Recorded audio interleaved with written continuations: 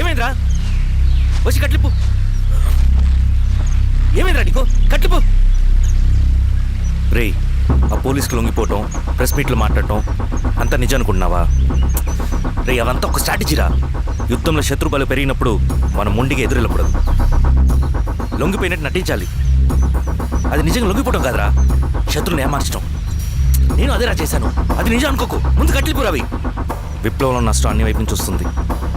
నువ్వు నేను ఇంకా మిగిలి ఉన్నాం కదా, ఇంకొక దళాన్ని నిర్మితాం, విప్లవాన్ని కొనసాగిద్దాం. ముందు కట్లిపురా. ఏంట్రా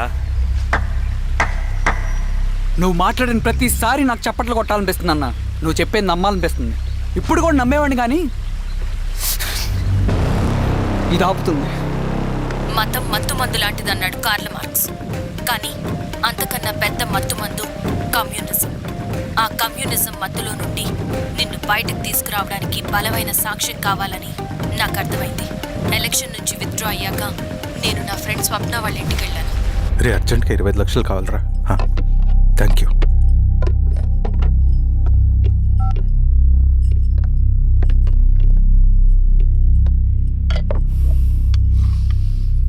చాలు.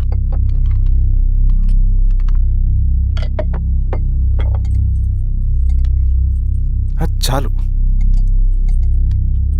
చలో అని చెప్పాను కదా, అర్థం కాదే? ఏవండి ఏవండి, ఏమైంది స్వప్న? నేను గమనిస్తూనే ఉన్నాను, మీరు ప్రశాంతంగా లేరు. శిరీష, ఆయన బిజినెస్ చాలా ఇబ్బందిగా మారింది. బయట అప్పు తెచ్చి మరీ ఇన్వెస్ట్ చేశారు. వర్క్స్ అన్ని సగంలో ఆగిపోయాయి. కాంట్రాక్టర్స్కి బాగానే మిగులుతాయి కదా. ఆయన ఏదీ క్లియర్గా చెప్పరు. నేను మాట్లాడినా డబ్బులైతే నేను హెల్ప్ చేస్తాను.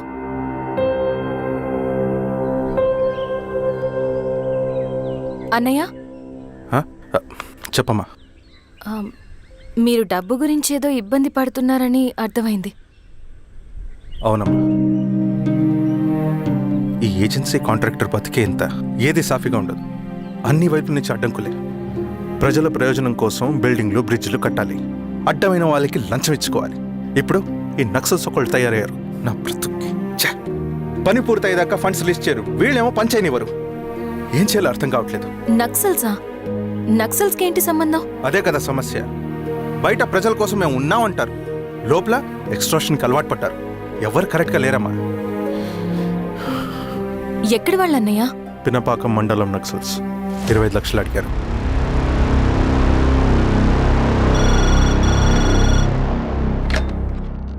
హలో ధర్మ, ఆ సింగన్న దళం గురించి నీకు ముఖ్యమైన విషయం చెప్పాలి.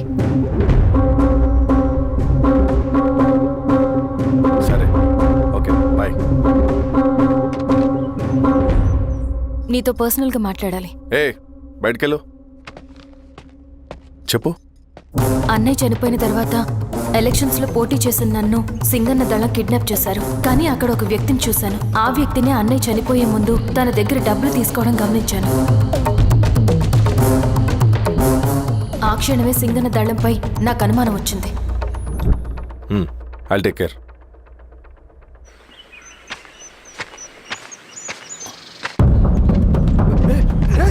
భయపడదు, మేము చంద్రుడు మనుషులు. నన్నేం చేయకండి. కూర్చోబెట్టండి. మీకు కావాల్సింది దీంట్లో ఉంది.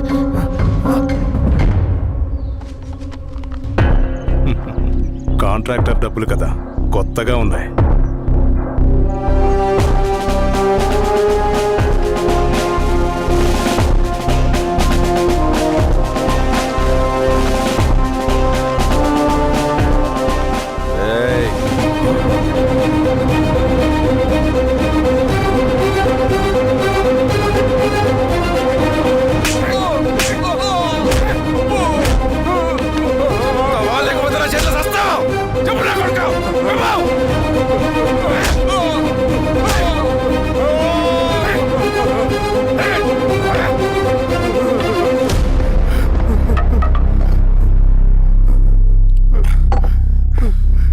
వీళ్ళ అన్న మీదున్న ప్రేమ అభిమానం ముందు మన పోలీస్ లాఠీలు ఓడిపోయాయి. చంద్రన్ ఎన్కౌంటర్ ఎలాగూ పోతాడు, కానీ విచిత్రం ఏంటంటే వాడి భార్య నర్సమ్మ, కూతురు మమత, కొడుకు నరేష్ మరో ఎన్కౌంటర్లో పోవడం చాలా బ్యాడ్ న్యూస్. చెప్పు శిరీష, ఏం చేయమంటావు? నువ్వు ఒక డెసిషన్ తీసుకున్న తర్వాత ఎవరి మాట వినవు కదా. హే దాస్, సార్. రేపు మార్నింగ్ న్యూస్ పేపర్ వద్దని చెప్పు. సరే సార్. తెలిసిన విషయం మళ్ళీ మళ్ళీ చదవాలంటే చాలా బోరింగ్. నేను చెప్తాను సార్, జరిగింది మొత్తం నేను చెప్తాను సార్. సింగన్న దగ్గర నేను 20 సంవత్సరాల నుంచి పనిచేస్తున్నారు సార్. పేదవాళ్ళ కోసం అన్న చేస్తున్న ఉద్యమంలో మేమందరం చాలా కష్టపడి పనిచేసేవాళ్ళం. కానీ ఒకరోజు నేను చెప్పినంత చెప్పి ఈశ్వర్ రెడ్డి దగ్గర 10 లక్షలు తీసుకురండి. దేనికన్నా ఇదంతా? దేనికేంటి? మొన్న ఆ కాంట్రాక్టర్ దగ్గర నుంచి, నిన్న బిల్డర్ దగ్గర నుంచి, ఈరోజు ఈశ్వర్ రెడ్డి దగ్గర నుంచి. అధికారం కోసం. డబ్బు ఉంటే అధికారం వస్తుంది, అధికారం ఉంటే డబ్బు వస్తుంది. నాకు రెండూ కావాలి. హిట్లర్ పెయింటర్ అవుదామని అకాడమీలో జాయిన్ అవ్వాలనుకున్నాడు, కానీ పనికిరాడని చెప్పి రిజెక్ట్ చేశారు.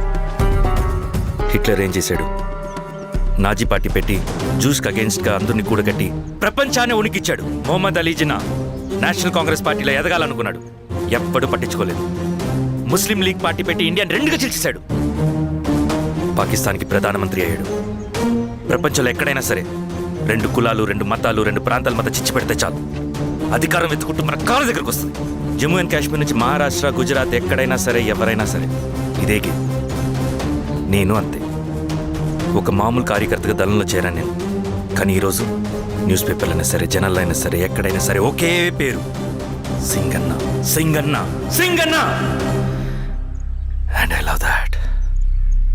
నక్సల్స్ కొంటే ఈ అడవినే శాసిస్తాం, రాజకీయాల్లోకి వస్తే రాష్ట్రాన్ని శాసిస్తాం. చంద్ర, మన చదువులకి, మన తెలివితేటలకి ఈ అడవిలోనే మగ్గిపోవాలా? నువ్వే ఆలోచించుకో. ఆ మాటలు విన్న నేను ఆలోచనలో పడ్డాను. తన స్వార్థం కోసం ఉద్యమమును పెడదారి పట్టిస్తున్నాడని అప్పుడే అర్థమైంది. కానీ నాకు వేరే దారి లేదు. సింగన్న ఆదేశం ప్రకారం మేము వెంటనే వెళ్ళి ఈశ్వర్ రెడ్డిని కలిశాం. సింగన్న పార్టీ ఫండ్ కోసం 10 లక్షలు ఇమ్మన్నారు. ఆ డబ్బులు ఇస్తే రైతు కూలీ సమస్య ఉండదని చెప్పమన్నారు.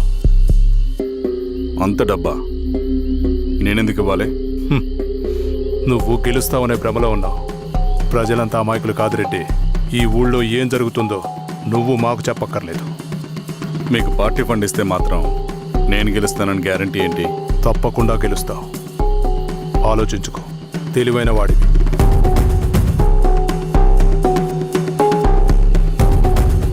సరే,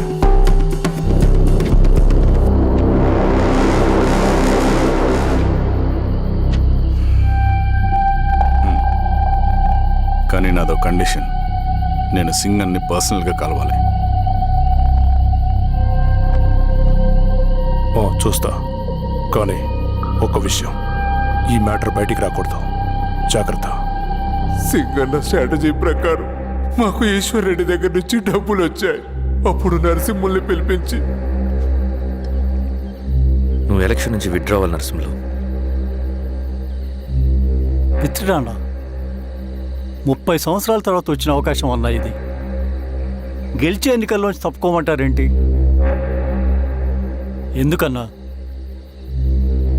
నిన్ను ఈ ఎలక్షన్లో నిలబెట్టింది కమిటీయే, విత్డ్రా చేయమనేది కమిటీయే. సెంట్రల్ కమిటీ ఏం డిసైడ్ చేసినా అది మనం ఫాలో అవ్వాలి.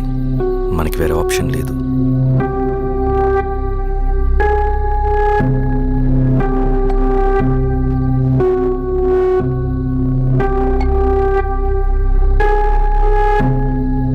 నన్ను నమ్ముకుని చాలామంది ఉన్నారన్నా. మీరు వద్దన్నా సరే నేను ఇండిపెండెంట్గా పోటీ చేస్తా. నీ పట్టుదల నాకు అర్థమైంది నరసింహులు. సెంట్రల్ కమిటీతో మరొకసారి నేను మాట్లాడతాను. కొంచెం వెయిట్ చేయి, తొందరపడద్దు. లాల్ సలాం. లాల్ సలాం. తన మాటకి ఎదురు చెప్పిన నరసింహుల్ని క్రూరంగా హత్య చేయించి ఆ హత్యను ఈశ్వర్ రెడ్డి చేయించాడని అందరినీ నమ్మించి ఆ తర్వాత ఈశ్వర్ రెడ్డిని కూడా. ఏంటి ఈశ్వరరెడ్డి గారు, కలుద్దామనుకున్నాం కానీ ఇలా కలుస్తామనుకోలేదు. ఏంటంత కోపం? ప్రజానాయకుడు నరసింహులు చంపినందుకు నీకు మరణదండనే. ఇంతకి నన్ను ఎందుకు కలుద్దాం అనుకున్నావు? నర్సన్ చావుకి నాకు ఏ సంబంధం లేదు. నిన్ను కలిసి ఊరు సమస్యలు, ప్రజా సమస్యలు పరిష్కరించు. అడవికి సింహం రాజు, అడవైనా ఊరైనా ఈ సింగన్నే రాజు.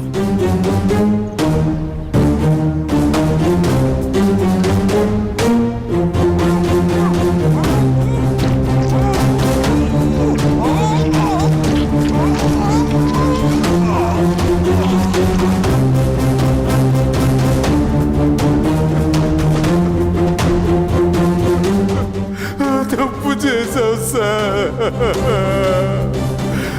మొత్తం సింగానే చేశాడు. ఇంకా చెప్పాల్సింది ఏదైనా ఉందా? శిరీష ఆ రోజే చెప్పిందన్నా.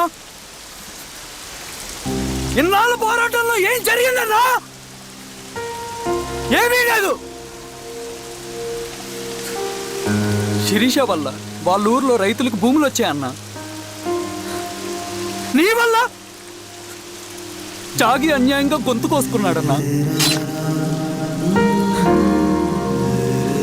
నరసింహులు, ఈశ్వర్ రెడ్డి, ఇంకెందరో అమాయకులు నీ అధికార దాహం వల్ల బలైపోయారు.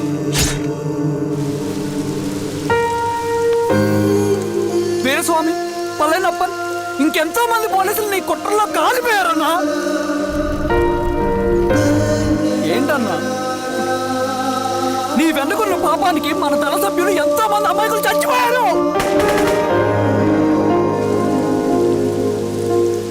ఆ జనాలు అమాయకులన్నా. నువ్వు మాటలు చెప్పి రెచ్చగొడితే నువ్వేదో సమాజాన్ని ఉద్ధరిస్తావని నీ వెనుకున్నారు.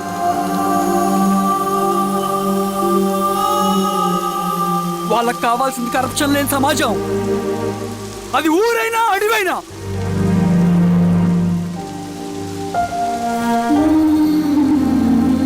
దేవతలాంటి అమ్మాయి అన్న బతికినంతకాలం అందరి జీవితాన్ని బాగు చేసిందన్నా.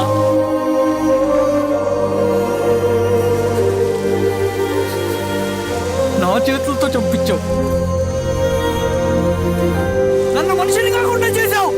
ఈ జెండా అడ్డు పెట్టుకుని చేస్తున్న దురాఘాతాలు, ఈ సిద్ధాంతపు ముసుగులో జరుగుతున్న హింస, దోపిడీ, మోసం అన్నీ ఆగాలి, ఆగిపోవాలి.